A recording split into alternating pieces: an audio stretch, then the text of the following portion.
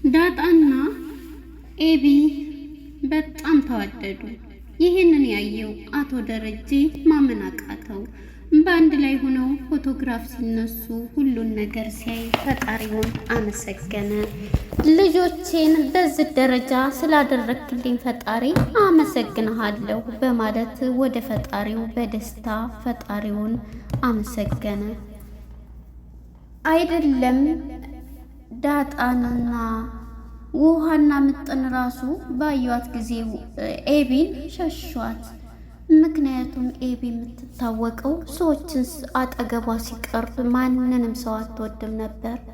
በመጨረሻ ግን አሁን ላይ ኤቢ ተቀይራ የድሮዋ ኤቢ ሙታ የአሁኒቱ ኤቢ በጣም ጥሩ አስተዋይ ሆና መጥታለች። ዳጣ ሰላምዬን ሂዳ ጠየቀቻት። እናቴ ማነች በማለት እናትሽ እኔ ነኝ ልትላት ቀርባለች። ሰላም ጤና ይስጥልን ውድና የተከበራችሁ የቻናል የቤተሰቦች እንኳን ወደ ቻናል በሰላም መጣችሁ። ዳጣ የተሰኘው ክፍል 112 ተለቀቀ። እንግዲህ ወደ 111 ስንመለስ መድኃኒት የተባለችው ሴት ቤቱን ለማዘረፍ ሌቦችን ልካ ነበር። ሌቦችንም በመላክ አቶ ደረጀና ወይዘሮ ማርቲ ከቤት ወጥተው ሂደው ነበር። በመጨረሻ ከቤት ተደውሎላቸው ሲመጡም ማነች ስትል መድኃኒት ነች ይህን ነገር ያደረገችው በማለት ኤቢም ለእናቷ ለወይዘሮ ማርቲ ተናገረች። ወይዘሮ ማርቲም በፍጹም እህቴ ይሄንን ልታደርግ አትችልም፣ ለምን ስትል እንትን ትላለች። ለምን ስትልስ ሌቦችን ትልካለች። ሲቀጥል የእሷን ንብረት ለመስረቅ ለምን ይሄን አደረገች በማለት ወይዘሮ ማርቲም ጮኸች። በመጨረሻ እንግዲህ ይሄንን ብትልም ኤቢ እኔ አይቻለሁኝ ሌቦችንም አይነ ስውር መስዬ እያደረጉትን አክት አይቻለሁኝ እሷ ናት 100% እርግጠኛ ነኝ በማለት ለወይዘሮ ማርቲ ነገረቻት። ወይዘሮ ማርቲም በጣም ተደናገጠች። በጣም ይገርማል። እንግዲህ ወደዚህኛው ክፍል ስንመጣ ክፍል 112 ማለት ነው። ወይዘሮ ማርቲ በር እየተቆረቆረ እሷ ከሆነች ዛሬ አንቃታለሁ ብላ እሳት ለብሳ እሳት ጎርሳ ብር ብላ ስትሄድ ኤቢ ደግሞ በፍጹም እማዬ ይሄን ነገር አታደርጊም ተረጋጊ በማለት ኤቢ ሰው እየመከረች ነበር። በዚህም የተነሳ እንግዲህ ኤቢ ወይዘሮ ማርቲ በሩን ብትከፍተው ውሃ ሆና ተገኝታለች። እዚህ ቤት እንዳውም እንድትመጣ አልፈቅድላትም እደውልና እዚች ቤት እንዳትመጭላት አለሁኝ ስትል ለምን እንደዚህ ማየት ታደርጊያለሽ አታድርጊ ብትላትም አይ እናገራታለሁ በማለት ወይዘሮ ማርቲም ይሄንን ነገር ተናገረች። ደውላም ዛሬ እዚህ ቤት እንድትመጪ በፍጹም አልፈቅድልሽም እዚህ ቤት እንዳትመጪ ስትል ዋት ኢዝ ሪዝን ምንድን አድርጌ ነው ጥፋቴ ብትልም ጥፋትሽን ታውቂዋለሽ፣ ስለዚህ እዚህ ቤት እንድትመጪ በፍጹም አልፈቅድልሽም በዛው ቅሪ ስትላትም ወደ ደብረ ዘይት ወደ አሰብ ሄዳለች። በዚህም የተነሳ ማርቲም ይህን ነገር አድርጋ እዚች ቤት እንዳትመጣ እማዬ እኮ መድኃኒትን እንዳትመጭ ብላ አባራታለች ስትል ሁሉም ልጆቹም ደስ አላቸው። አክስቴ እንዳውም እንኳንም ያልመጣች እሰይ እያሉ የቤቱ ሰው በሙሉ እንደጠሏት የለችም ስትባል ሁሉም ተደሰቱ። ወደ ዳጣና ወደ ኤቢ ጋር ስንመጣ ዳጣና ኤቢ ተቃቅፈው እንደዛ አትቅረቢኝ አትንኪኝ የምትላት የምትጸየፋት ልጅ የነበረችው ኤቢ አባቷ ወደ ትክክል ማንነቷ ቀይሯት አሁን ላይ እህታማቾቹ ነው በጣም እየተዋደዱ በአንድ ላይ ሁሉም ፎቶግራፍ ሲነሱ ነበር። ይሄንን ያዩት ኤቢና ውሃ ምንድነው ኤቢ እኮ ያዘችሽ አሸንፋሽ ነው ዳጣ እያለ ዳጣ እኮ ጀግና ናት ስትላትም እህቴ ናት ምን ነው ብታቅፈኝስ እያለ ያቀፍሻት እኮ እያሉ ነበርና እኔማ ኑ ቶሎ እናንተም ከቀናቸው ልቀፋቸው ብትላቸውም አይ አንቺ እንኳን እንድታቅፊን አንፈቅድም ሲሏት ነበረ። በመጨረሻ ለምንድን ስትላቸውም አንቺን እንፈራሻለን ቢሏትም እሷም እንግዲህ ኤቢን ዳጣንም ኤቢንም በአንድ አድርጋ አቅፋ ፎቶግራፍ ስትነሳ ነበር። መጀመሪያ ወደ ከመንቃታችን በፊት አቶ ደረጀ ጋራ ኤቢ ባንድ ነበረች። ባንድ ሆና ሳለ እንግዲህ ከአቶ ደረጀ ጋር የምታደርገውን ነገር አባዬ ኤቢ እያለ ግን በቃ አሁን እንዴት አልተናገርሽም? አሁን የዳጣ እናት እሺ ዳጣ ያንተ ልጅ ከሆነች ማናት እናቷስ ማነች? እንዴትስ ተወለደች? እያለ ጥያቄውን ስታቀርብለት እንዴት የሚለውን ነገር ተይው፣ ግን እናቷን በቅርብ ቀን አንቺን ታውቂያታለሽ የማሳወቅበት ነው ይላታል። እንዴ ንገረኝ እንዴ ስትለው አይኔ ነው ኤቢ የወሰለተው አይኔ ስለሆነ ለዛ ነው ሲላት፣ እኮ አውቀህ ነው ያደረግከው ስትለው፣ አውቄ አይደለም አይኔ ነበረ አየኋት በሆነ አጋጣሚ በዛው አይኔ ነው ያሳሳተኝ ሲል፣ ኤቢም እንግዲህ ግን ይህን ሁሉ ሚስጥር ይዘሽ እንዴት ዝም አልሽ? እንዴት አልተናገርሽ? ኤቢ ቢላትም እንዴት ልናገር አላስቻለኝም። አንተን ሳይ አባትነትህ አንተ ለኔ ከፈልከው፣ ሁለተኛ ደግሞ እማዬንም ሳይ ሁሉንም ነገር መናገር አልቻልኩም። እንዴትስ ብሎ ሁሉንም ነገር በምሳሌ ታስረዳዋለህ፣ ያስረዳታል ማለት ነው። በቃ ቤቱ እንደሚፈርስ ሁሉም ነገር ታየኝ እያለ ሁሉንም ነገር ስታስረዳው አባትየው ደስ ብሎት ኤቢን መጥቶ አንገቷን ጥምጥም ይልባታል። እሷም ደስ ይላታል። እና እንግዲህ ወደ ሰላምዬ ጋር በቀደም ሄዳችሁ ነበር። ልጁ እንዴት ነው እያለ ማንን ይመስላል እንዴት ነው ቆንጆ ነው። አንተ ግን ለምንድን አላየሃትም? ለምንስ አልጠየካትም? ስትለው ልጁስ እንዴት ነው ሲላት፣ ልጁማ አንተን ይመስላል ስትለው አቶ ደረጀ ድንግጥ ይልና ሲላት፣ የዚህ ጊዜ እንዴ አባዬ ስቀልድ እኮ ነው፣ ምን ሆነክ ነው ታዲያ እንደዚህ እንትን የምትለው እያለችው ነበረ። እና በዚህ የተነሳ እኔ እንደውም ዳጣ አሁን ላይ እህቴ ስትሆን እንደውም ወንድም የለኝም ወንድም ትሆነኝ ነበር ምናምን እያለች የዚህ ጊዜ ነው አቶ ደረጀ በስሜት ተነስቶ ልጁን በቃ ልጄ እንደዚህ እኮ ነው ስላየሁሽ በጣም ደስ ብሎኛል ብሎ ተነስቶ ከመቀመጫው የሳማት አባቱ የልጁን ጸባይ ቀየረ። በዱላም በምንም ቢላት ኤቢ መቀየር የቻለችው አሁን ሰው ገለሻል ከተባለ በኋላ ለሰዎቹ ማሰብ፣ ከሰዎች ጋር እንዴት መኖር፣ ሰዎች ጋር ቶሎ መናገር በሰዎች ላይ የሚያመጣው ነገር ገብቷታል። አንድ ቀንም ተሳትፈላ ግን ያው የማደርገው ነገር ነው በማለት እንግዲህ ራሷን ተንብላለች። መጨረሻ ላይ እንግዲህ ወደ አቶ ደረጀ ጋር ስንሄድ አቶ ደረጀ አሁን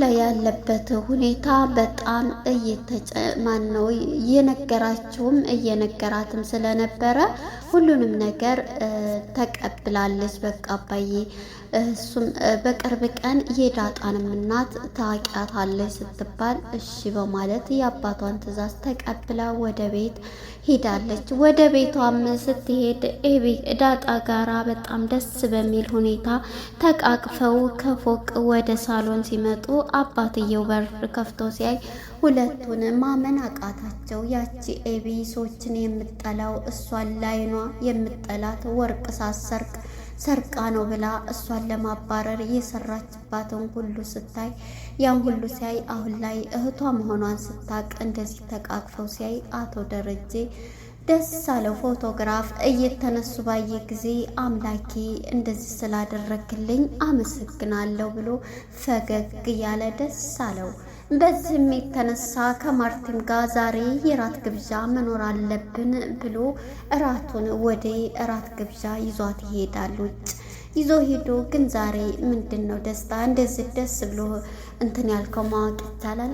እኔ ግን የምደሰትበት ምንድን ይመስልሃል?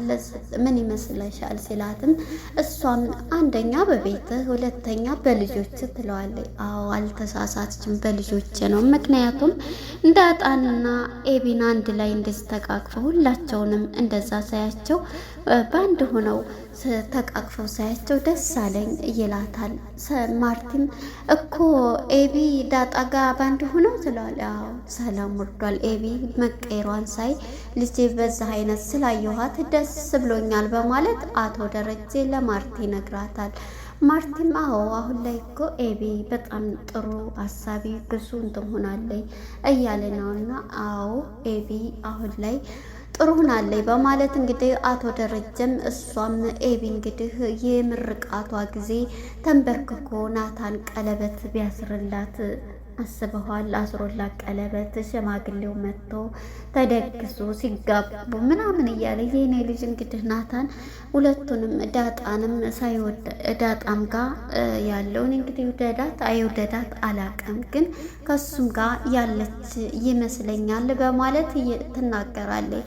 በዚህም የተነሳ እሱም እንግዲህ አቶ ደረጀ የኔ ልጅ የምታገባው በጨረታ ነው የምታገባው፣ የሚያገቡት የወደዱትን እንጂ እያለችው እንግዲህ ሲስቁ ነበር። ግን ዳጣ እዚህ ቦታ ላይ ያለችበት የምወደው የፍቅር ነገር ያለበት አይመስለኝም ብትለውም እኔ እንጃ ብቻ አላቅም ይመስለኛል እያለኝ ነው። እርግጠኛ አይደለሁም። ቢሆንም ይሄ ወንድሟ ማን ነው ከኤቢ ጋ ነው እንግዲህ እሱ ናታንም እየፈለገውን እየመረጠውን እየወደደውን ማግባት ይችላል በማለት አቶ ደረጀም ይህንን ቃል ይሰጣል። እንግዲህ ወደ ቤት ስንመጣ ኤቢና ዳጣ እናትሽ ግን ማናት እያለ እኔ ግን ሰላምን ጠይቀሽ አጥብቀሽ አጃት ትላታለች። እንዴት እሷ እናቴ ናት ስትላት አይ እናትሽ እንዳልሆነች እኔ ያንቺንና እሷን አስመርምሬያችሁ ነበር፣ ስለዚህ እናትሽ እንዳልሆነች